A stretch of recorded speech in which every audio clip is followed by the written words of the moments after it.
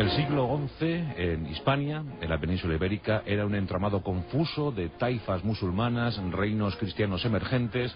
Se trataba de dar un impulso definitivo a la reconquista del territorio.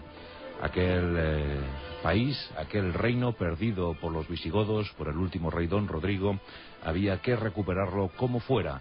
Y ya se empezaban a preparar gestas, hazañas avanzadas. Eran tiempos muy duros, pero prósperos para esta península ibérica. La población se multiplicó por 3 y la riqueza empezó a ser abundante, sobre todo en los territorios musulmanes. El califato cordobés quedaba atrás y daba paso a más de una veintena de taifas. Taifa es tribu y, bueno, pues esas tribus, esos mini reinos, se agrupaban en torno a ciudades. Algunas de ellas destacaron sobremanera: la de Badajoz, la de Sevilla, la de Córdoba, la de Granada, la de Zaragoza, la de Lérida. Tiempos de raizas, tiempos de aceifas. La verdad es que era siempre muy difícil saber quién o quiénes avanzaban o retrocedían. Era también momento para que diferentes grupos fundamentalistas musulmanes crecieran, emergieran en el norte de África. Los almorávides miraban con deseo su querida Al-Ándalus.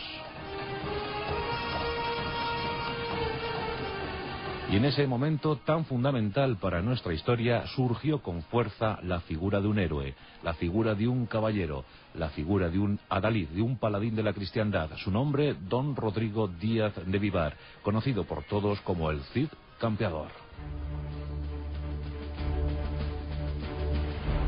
Nacido hacia 1043 en la recoleta aldea burgalesa de Vivar. Hijo de Diego Laínez, un aristócrata menor que había recuperado para Castilla algunos castillos, algunas haciendas, algunos territorios. Rodrigo fue proclamado caballero a la edad temprana de 19 años y puesto al servicio del infante Don Sancho, el primogénito de Fernando I el Magno, el gran rey castellano. Como digo, tiempos de conjuras, tiempo de luchas, tiempo de guerras. El joven Rodrigo destacó sobremanera, consiguiendo ser alférez de Castilla, es decir, adelantado de sus ejércitos, comandante de sus ejércitos. Tenía tan solo 23 años y ya le llamaban aquel que triunfó en el campo de batalla, Campi Docto, el campeador. Castilla luchaba por definir sus fronteras, sobre todo en el este, y muchos ejércitos, muchas mesnadas castellanas litigaron, lucharon, guerrearon en Aragón y en Navarra. Y en aquellas tierras los musulmanes comenzaron a denominar a Rodrigo como Cidi, señor. De ahí le vienen los dos sobrenombres, Cid Campeador, Cid impuesto por los musulmanes y campeador por los cristianos. El señor maestro en el arte de la guerra.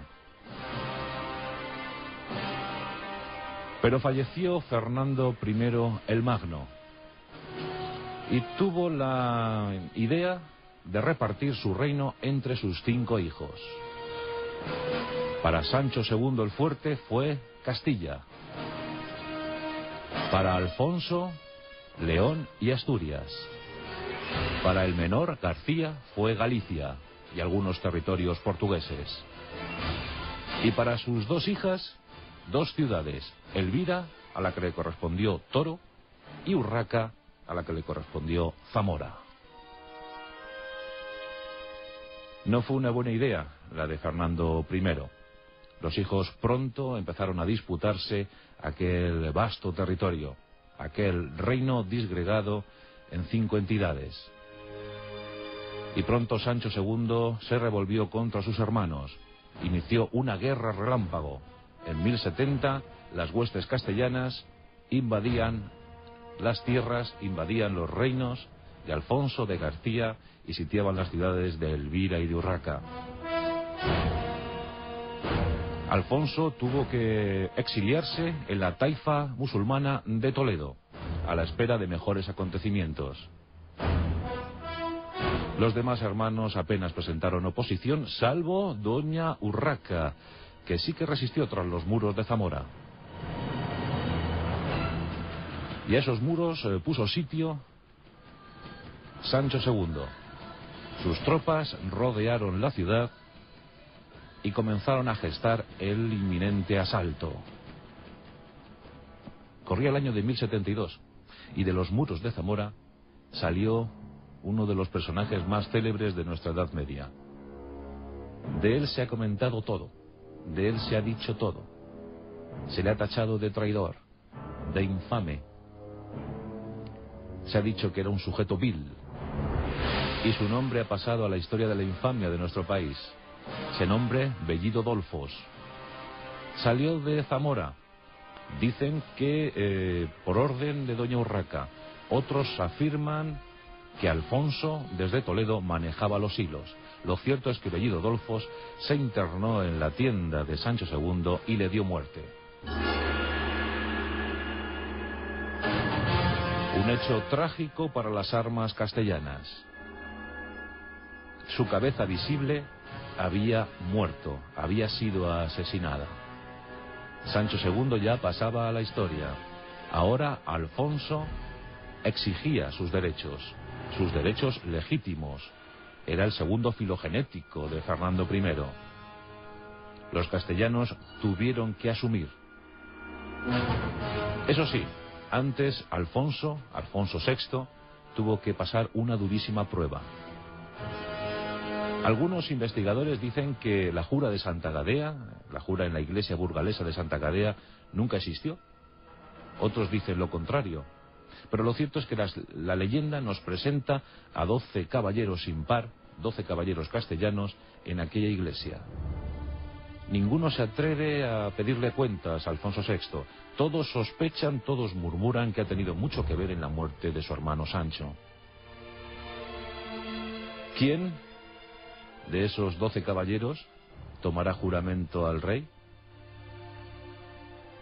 En esos segundos de indecisión fue Rodrigo Díaz de Vivar el que tomó la iniciativa. Se sabía referencia para todos. Y como esa referencia quiso actuar. Se adelantó y exigió al rey una promesa firme.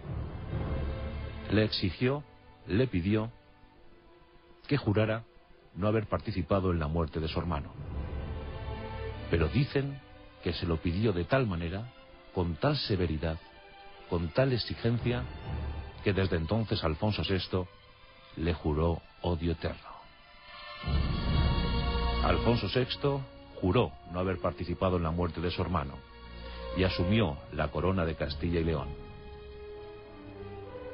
Pero desde entonces Rodrigo Díaz de Vivar fue eliminado de la lista de favoritos del rey castellano y leonés. Y aunque muchos castellanos no querían a un rey nacido en León, pero lo cierto es que Alfonso VI se desveló